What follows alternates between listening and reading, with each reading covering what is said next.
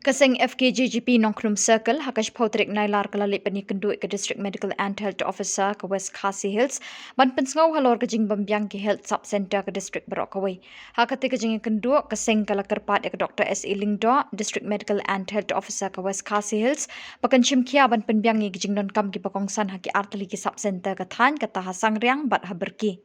Kasing kalapin ngawru baka berki sub center haduk menta kamdon kawai ru ka nurse naduk balapin kendriak kam no ya kabaladon menchwa.